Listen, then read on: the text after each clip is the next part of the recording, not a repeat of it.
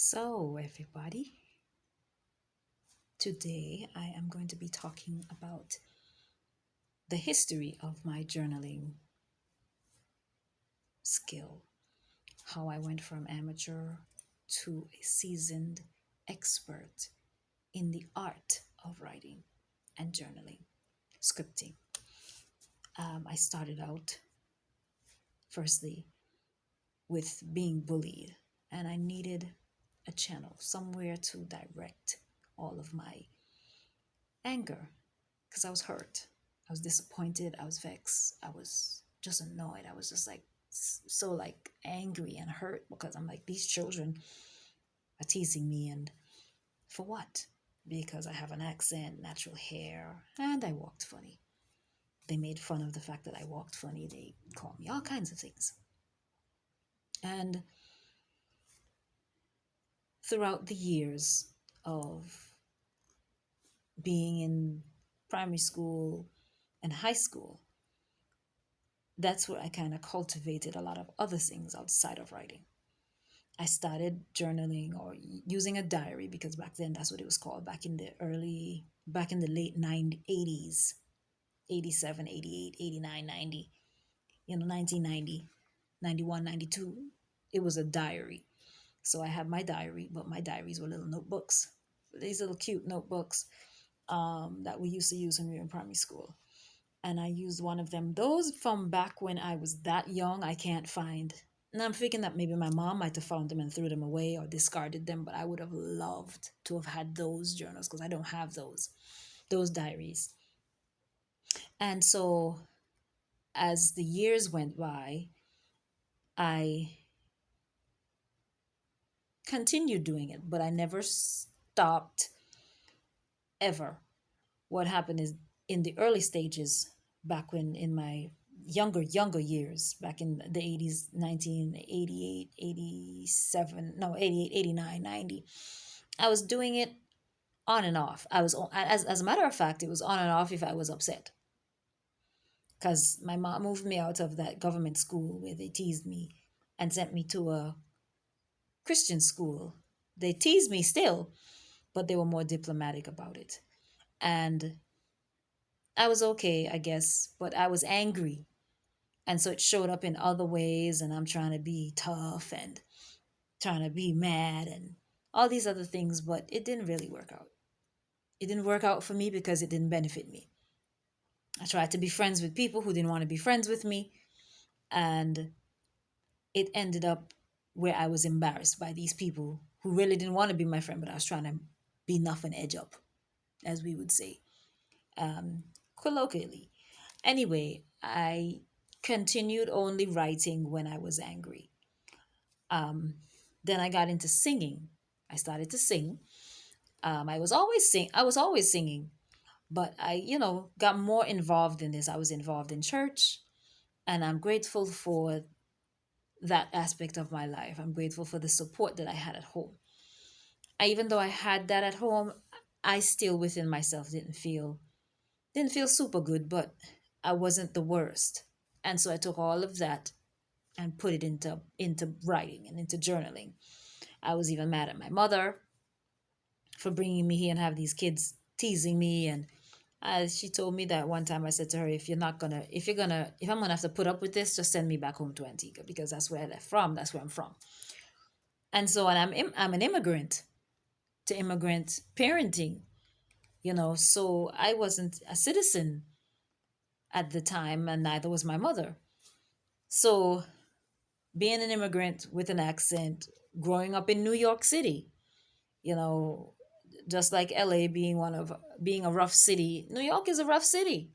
You see, I've seen a lot of things. If I were to talk about the amount of things I saw growing up in New York City, and I wasn't even involved in half of the things that happened to young people who grew up in the projects or who grew up in the hood, imagine if I did. It would be crazy. But I was still exposed to it nonetheless because I lived in the environment. And, as society would say, or as life would have it, you become a product of your environment. Well, I refused to become a product of my environment. So when I left primary school, I vowed that when I got to high school, no one was going to embarrass me like how that girl embarrassed me in primary school and didn't want to be my friend and openly shamed me. So said, so done. But I continued to write. I continued writing throughout my high school years. It wasn't as much still.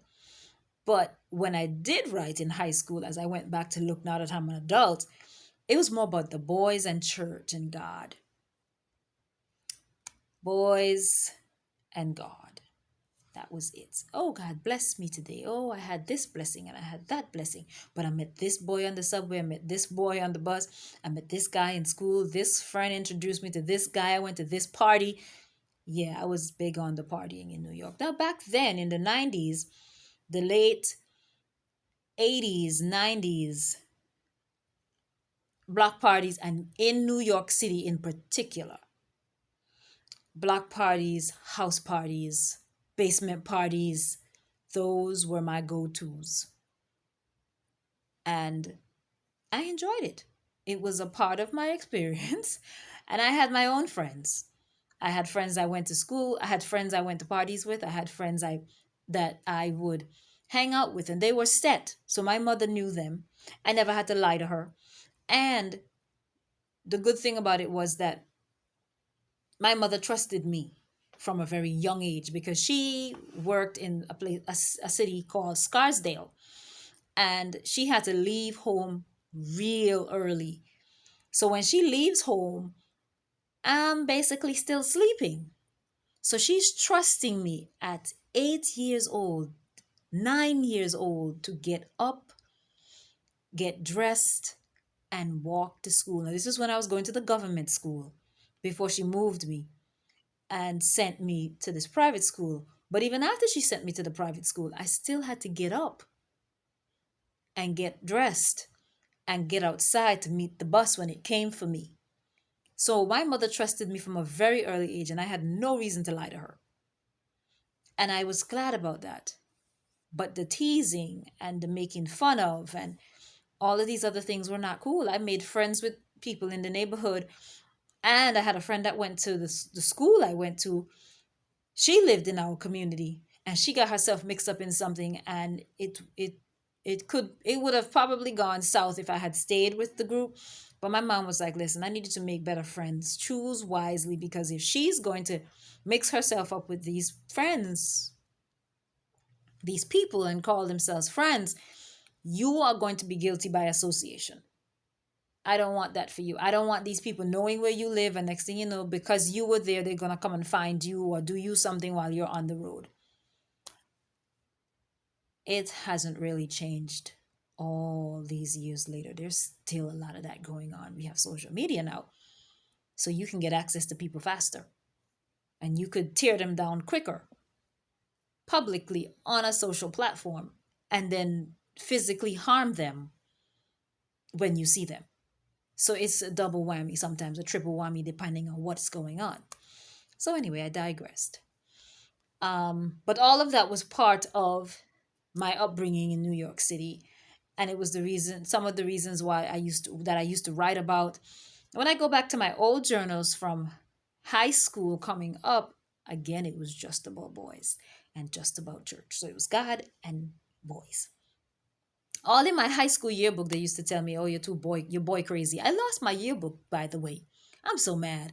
Moved from the house in Hampton, and I thought I put this book in the box that I had. I brought all the books that I was going to use before we gave those away. My yearbook was in it. I was so mad, so mad. And when I go back into my high school yearbook, that was one of the things that they used to say about me. I was boy crazy. I was like, okay. Boy crazy. I had a friend, Deshaun Bennett. He's now deceased. And we went to Northeastern together, and he used to call me Sex Machine. Now, mind you, I'm not doing any of these things. I'm being candid here. Okay? Don't come for me in the comments. So, he used to call me Sex Machine. Now, mind you, I was guilty by association. because I had a lot of friends in school that were heavily sexually active. And so, therefore, you know the old saying, birds of a feather flock together. Well, that wasn't the case with me because I wasn't doing what they was doing. But anywho, I kept writing, and then I got accepted to Caribbean Union College, and that was out of the country. I left, went to Trinidad, and it was the same thing: boys and school and God, because now I had university to deal with. I graduated in 1995 from Northeastern Academy in New York City and moved to Trinidad.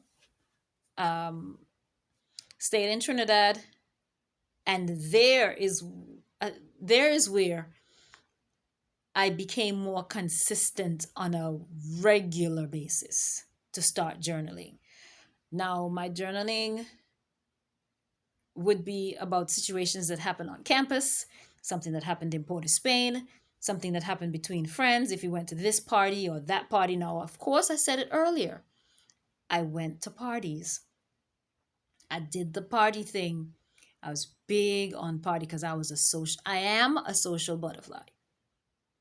I love to socialize. I can walk into a room with 100 people, and I can guarantee you by the time I leave, I have at least 95 names and numbers. I am that sociable. But know this: as an adult, even though I can do that, I need to withdraw back into my own space and just regroup and come again. Back then, I didn't need to do that. I was just in, talk, socialize, whew, at it again, whew, at it again. I did it constantly. In college, I went to parties. It was myself and two other girlfriends. And we were known as the Rubber Waist Crew, the original Rubber Waist Crew. And we were invited to parties by the seniors on campus.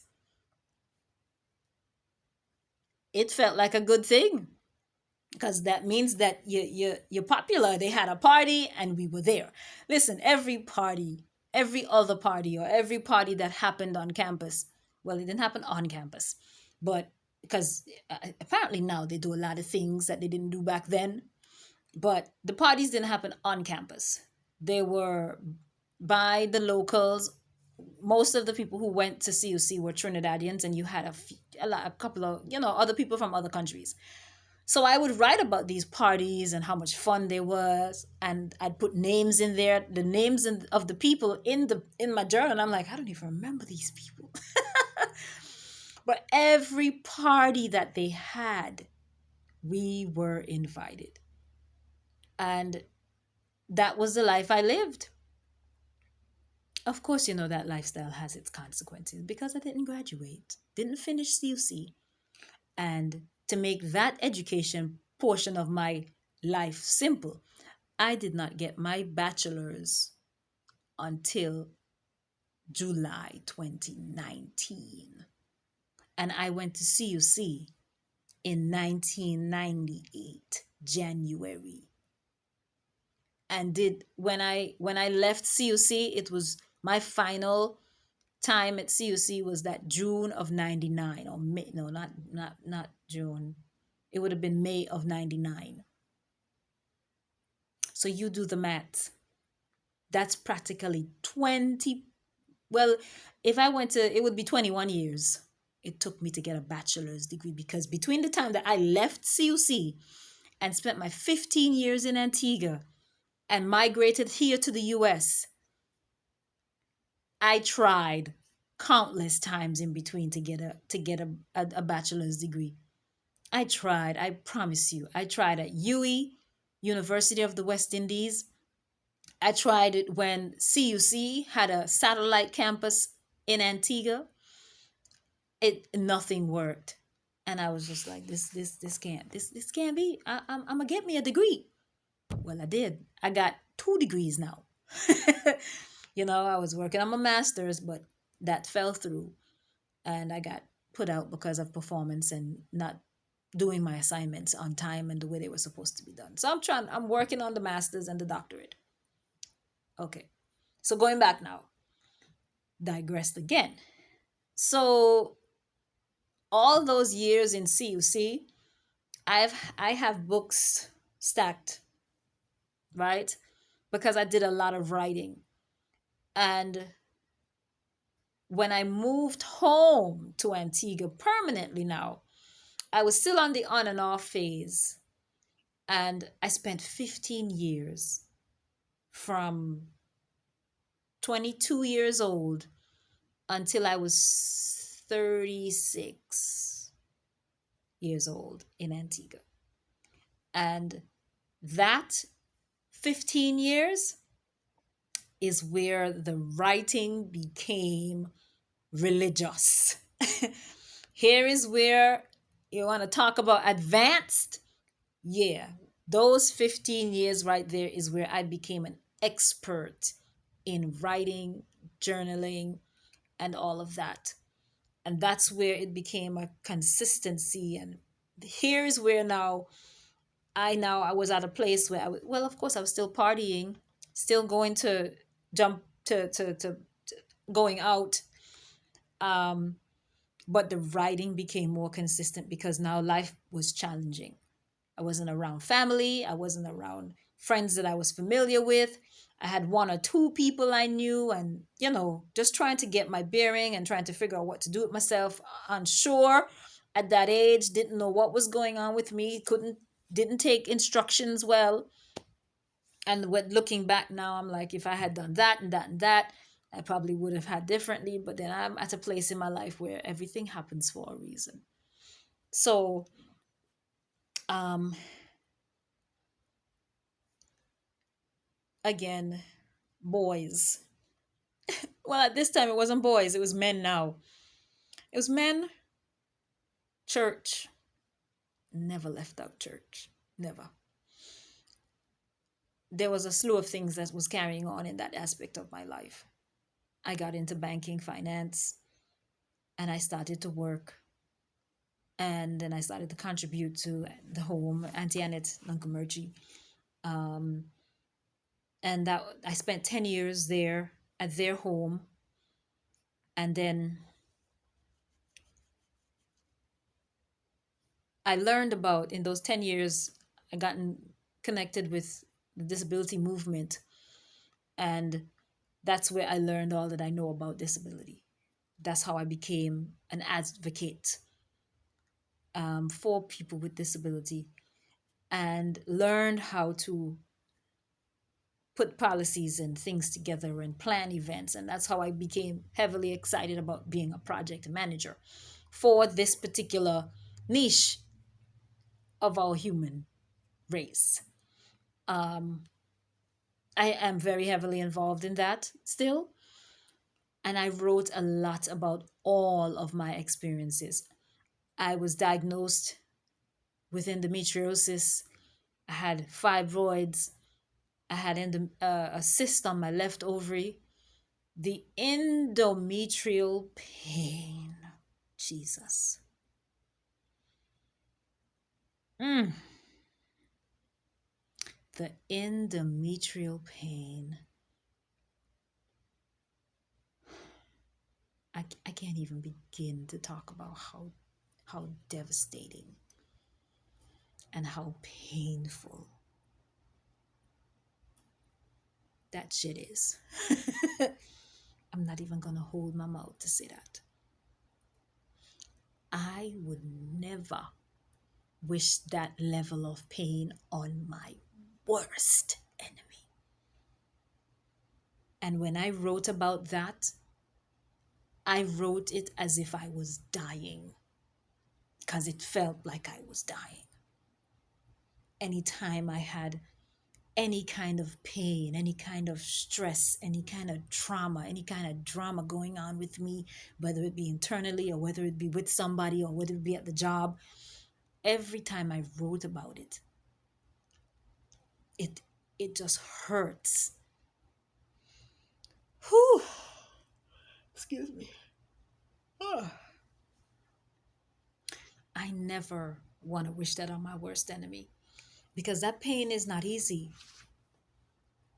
It's a burning.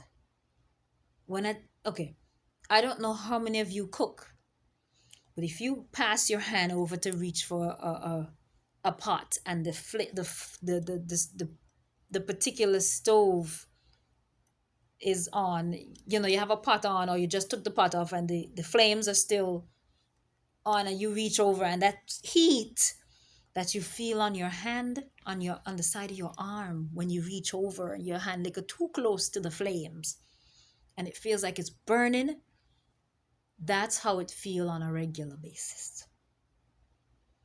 The pain was so intense that I became afraid of it.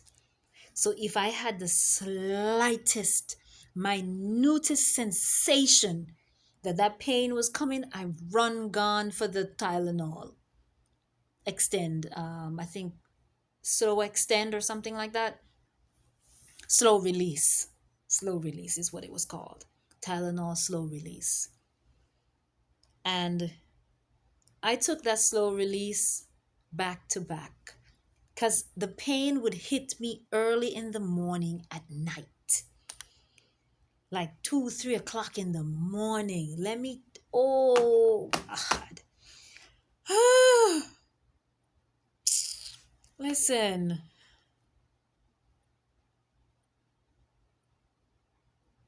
painful. And I just decided that I was not going to put up with this no more. And I put my faith to the test. I came up all the medication, all the doctors I went to, I'd stopped going, and I said, listen, Lord, you are going to heal me and you're going to release me from this pain. And we had Villa had a communion. And that communion, I was experiencing the pain. And I said to myself, you know what? The next communion, I'm going to be able to testify that this pain is gone. Listen, the pain stopped before the communion, before the next communion. And by the time the next communion came, I was like 2.5 months pain free. And so when I stood up and gave my testimony, I stood up and I said to them, I'm standing here today pain free. I have been pain free for more than 2 months now after I declared it one communion season ago. As I'm sitting here today. This was 2008, 2009, somewhere there. It's 2023, baby. And I'm still pain free. I'm still free of all that discomfort. But you see, when I was going through that, I was always in my journals. Every morning I would get up and pour my heart out. You say how I was expressive with it when I'm talking about it is just so I write it in my books. When people hurt me, when I was going through my church hurt, I would write about it and talk about how I was disappointed and how they shamed me. And when I had the lady publicly shame me one police week about how I smell and tell me I smell bad, I need to go home and bathe. Yeah, island people in the nice people, just in a nice period, whether you're island or not.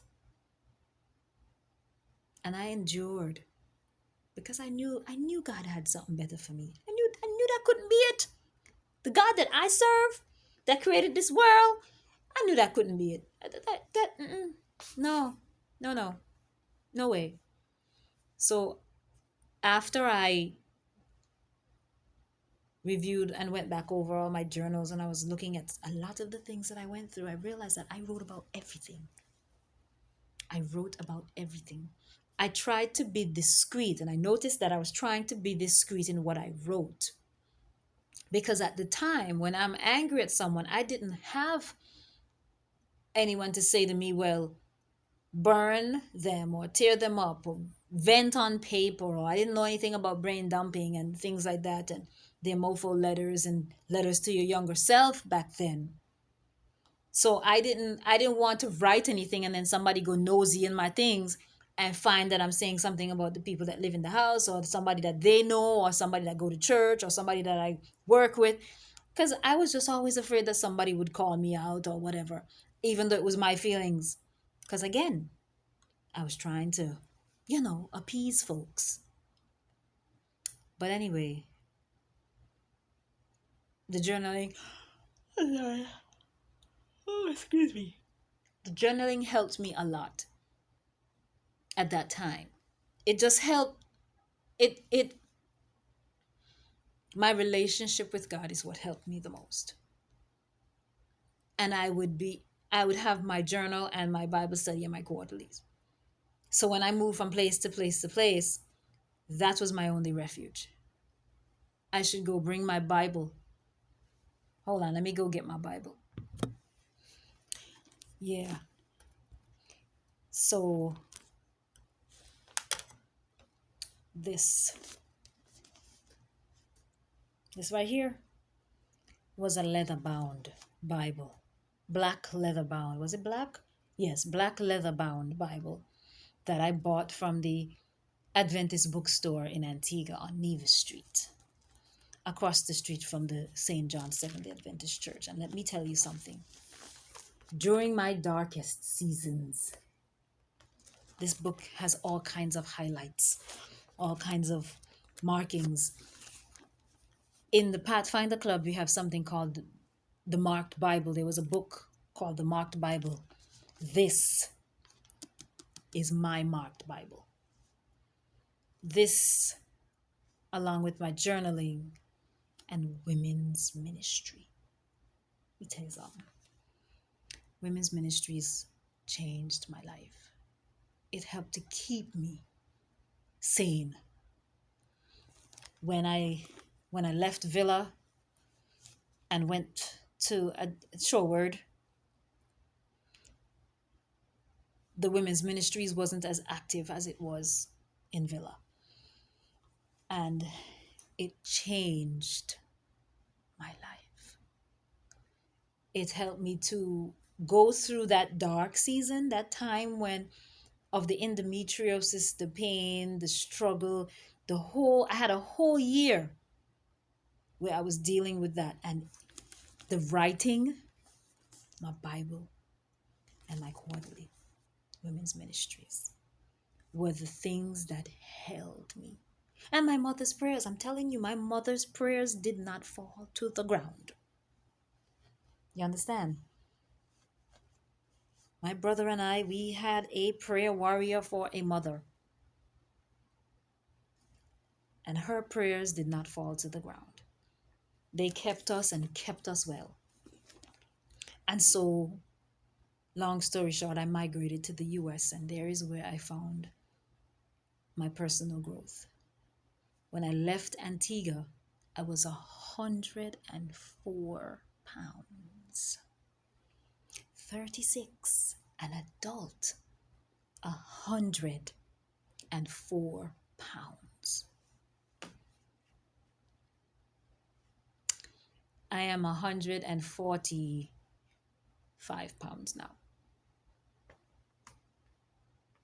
145 pounds now. So I've gained 41 pounds in the last 8 years. Maybe 7, because during the pandemic, I probably put on some pounds that I haven't taken off. But I love it. And here is where I transitioned to a different type of journaling now. Here is where the healing part came, because like I said, I wasn't using it for this purpose.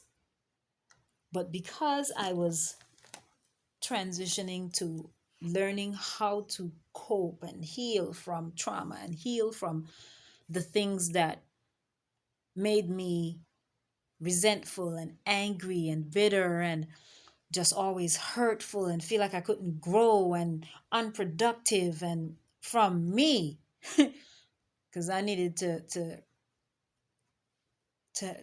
change the conversation, the verbiage, the thought process, the thought patterns, the interrupt the patterns significantly in my life. And when I migrated back in December of 2013, that's where I became verse on additional things that I could do to transcend old patterns and old habits. There is where I learned about prayer journals and um, letters to your younger self, and the more of the areas of my life, 7 areas of my life instead of 4 like we speak of from the Bible. um, I also learned that I had to be able to see myself the way God sees me, because he don't make junk. And I heard a sermon that said, that's the only thing I remember in the sermon, that God does not make junk. And I was going through a thing at the time. I think that was the time when the children were teasing me. Even though I had left the government school and I was going to a private school, I was still being teased. And the preacher said, "You're important, you're special, because God don't make junk." Those words has stuck with me. I don't even remember who the preacher was. I know where I was. I was at Tabernacle of Joy and it was a Sabbath. I couldn't remember what was happening. I don't remember who the preacher was. I don't even remember the topic. That was all I remembered. And I was happy for that, because I took that with me for the rest of my life. Despite the ups and downs, I learned to love Louise the way God loved Louise, unconditionally, fierce, intentional, with vigor and passion and fire and desire, because only I could do that. And then, therefore, now that will teach people how to love me.